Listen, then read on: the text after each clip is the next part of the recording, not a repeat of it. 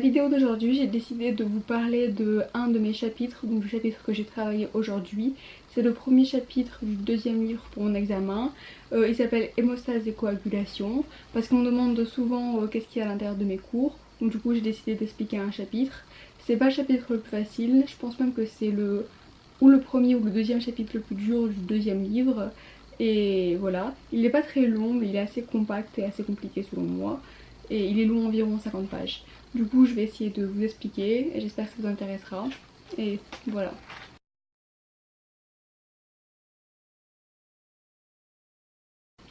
Ah oui, à mentionner, si je bafouille un petit peu, c'est parce que c'est en italien, il faut que je traduise en français. Et aussi parce que je vais essayer de répéter, en gros d'expliquer sans lire mon cours. C'est ce que je fais quand j'étudie. D'abord j'étudie quelques pages et après j'explique à une fausse classe pour voir si j'ai bien compris et voir ce que j'ai retenu. Du coup bah là je vais essayer de faire ça avec vous. Du coup soyez gentils si je bafouille un petit peu. Donc le chapitre il commence avec la définition de l'hémostase. À quoi est-ce que ça correspond l'hémostase? Donc ce phénomène il se réalise en des temps assez courts. Quand on a une hémorragie ou quand on a une infection, on a l'arrêt du flux sanguin au niveau local avec la formation d'un caillot, alors que dans le reste du circuit sanguin, le sang il reste liquide et fluide. Donc comme j'ai mentionné à la formation d'un caillot, un caillot il est formé des globules rouges parce que comme on a dit ça se forme à l'intérieur du vaisseau, donc les globules rouges ils s'arrêtent. On a l'activation des plaquettes et on a aussi l'activation de la coagulation en parallèle qui permet comme produit final d'avoir la fibrine. La fibrine c'est une protéine insoluble et elle fait la structure fibreuse du caillot. Donc dans le processus de l'hémostase, il y a 4 phases, mais ces 4 phases elles se suivent pas donc dans le temps, enfin c'est pas genre phase 1, phase 2, phase 3, phase 4 et quand la première elle termine, la deuxième elle commence. Elles sont un peu chevauchées dans le temps. Donc la première phase c'est la phase vasculaire parce qu'on a la vasoconstriction. Donc la vasoconstriction c'est quand on a un vaisseau, donc ça c'est son diamètre normal, c'est-à-dire qu'il va devenir plus petit si c'est la vasoconstriction. Après il y a la phase plastrénique, donc en gros ce serait la traduction en français de l'activation des plaquettes. Donc on a l'adhésion, l'agrégation et l'activation des plaquettes, donc avec le relâchement des granules qui sont à l'intérieur. La troisième étape c'est l'activation, enfin la troisième phase plutôt qu'étape parce que c'est pas suivi. C'est l'activation de la coagulation, donc avec toute la cascade. Et le résultat final de la cascade de la coagulation, c'est la formation de la fibrine. Donc c'est une protéine insoluble qui permet de faire la structure du caillot. La quatrième phase, c'est celle de la fibrinolyse. Donc c'est la destruction de la fibrine, donc la destruction du caillot. Et ça marque la fin de la phase de coagulation. Tout ça c'est contrôlé par les cellules endothéliales. Les cellules endothéliales, je sais pas si ça se dit comme ça en français, mais c'est les cellules qui font la paroi des vaisseaux sanguins. Et elles le font avec, elles communiquent avec ce qu'il y a à l'intérieur du vaisseau grâce à 3 moyens. La première chose c'est des signaux de superficie. Donc ça peut être ou le glycocalice, donc le glycocalice c'est comme une couverture faite de carbohydrates sur la superficie des cellules, ou alors elles peuvent communiquer avec des protéines structurales. La deuxième chose c'est des protéines, des signaux solubles, donc on a la prostacycline et l'acide nitrique, cela c'est de la vasodilatation, donc anticoagulant, et l'endothéline comme on a dit ça fait la vasoconstriction, donc c'est procoagulation. La troisième manière de communiquer c'est les enzymes, donc on a l'activateur du plasminogène et l'inhibiteur de l'activation du plasminogène.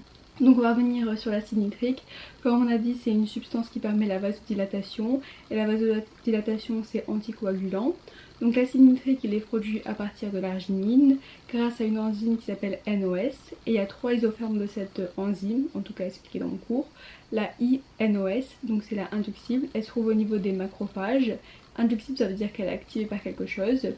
Alors que la NNOS et la ENOS, NNOS elle est au niveau neuronal et ENOS au niveau de l'endothélium, elles sont constitutives, ça veut dire qu'elles sont là en permanence, mais elles ont besoin d'être activées par un certain signal. Elles sont activées par ou l'acétylcholine ou par des hormones qui déterminent le relâchement de l'IP3 à l'intérieur des cellules. L'IP3 détermine l'augmentation du calcium et ça active ces enzymes à former l'acide nitrique. Et l'acide nitrique il se lie sur une GTPase et ça permet l'hydrolyse du GMPC, non du GTPC et du coup ça permet la vasodilatation des vaisseaux. Une autre substance qui permet la vasodilatation, comme j'ai dit, c'est la prostacycline. La prostacycline, donc au niveau, elle est produite à partir de l'acide arachidonique. Donc au niveau de la paroi des cellules, donc des cellules endothéliales, il y a des phospholipides qui font la membrane. Et on a la phospholipase A2, elle taille des phospholipides qui se trouvent au niveau de cette membrane. On a le relâchement de l'acide arachidonique et après celui-là elle est transformée en prostacycline et termine la vasodilatation, donc anticoagulation. Donc si on fait un plus gros zoom sur l'acide nitrique, donc l'acide nitrique il est relâché au niveau de l'endothélium ou au niveau basal, donc au niveau du trou du vaisseau, je sais pas comment on dit. Et à ce niveau-là, il détermine l'activation, l'inactivation des plaquettes. Donc comme on dit, il empêche la coagulation parce que si on active les plaquettes, ça fait de la coagulation. Si on les inactive, ça empêche la coagulation. Et il est aussi relâché au niveau basal, donc c'est au niveau en dehors du vaisseau des cellules endothéliales. Et donc au niveau du sang, il permet la vasodilatation. De base, à l'intérieur de notre corps, on a une activité anticoagulative. Donc notre sang ne doit pas coaguler, il doit rester fluide pour pouvoir porter les nutriments et l'oxygène à notre corps. Mais alors quand par contre il y a une hémorragie ou alors il y a une infection qui détruit la paroi endothéliale, et ben dans ce cas là on aura la coagulation.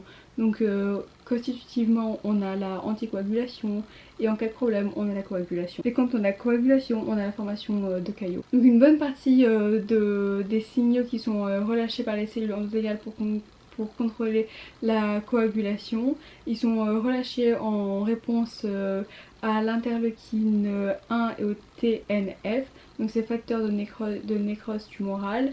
Ceux-là ils sont relâchés par les macrophages et ça prend le nom de cytokines pro-inflammatoires. Donc TNF, interleukine 1, ils sont relâchés du macrophage, c'est des cytokines pro-inflammatoires. Elles vont sur la cellule endothéliale. Au niveau de la cellule endothéliale, on a les corps de Weibel-Palade qui viennent relâcher. À l'intérieur de cela, on a l'interleukine 8 et un autre truc, j'ai oublié quoi. Ah, et le facteur de von Willebrand. Donc c'est relâché à l'intérieur des vaisseaux ou un peu à l'extérieur aussi. Et donc l'interleukine 8, elle permet la mobilisation des cellules staminales d'endothélium. Donc ça permet que si l'endothélium il a été cassé, d'avoir une reprolifération des cellules d'endothélium pour pouvoir refermer le trou où ça a été cassé. Et le facteur de von Willebrand, il permet d'un côté l'activation des plaquettes et de l'autre côté l'activation de la coagulation. Et j'ai quasiment plus de batterie sur ma caméra, du coup il va falloir que j'arrête la vidéo ici. C'est même pas 4 pages de mon cours, mais en tout cas c'est genre une idée un peu genre de quoi ça parle. Si ça vous intéresse, marquez dans les commentaires, comme ça je pourrais faire une partie plus longue et peut-être diviser mon cours en petites parties et vous faire une petite partie après une petite partie. Et si vous avez aimé la vidéo, n'hésitez pas à l'aimer, à vous abonner si vous voulez voir d'autres vidéos comme ça. Et dites-moi bien dans les commentaires si ça vous intéresse ou pas, comme ça je pourrais savoir pour la prochaine fois si j'en refais ou pas. Voilà.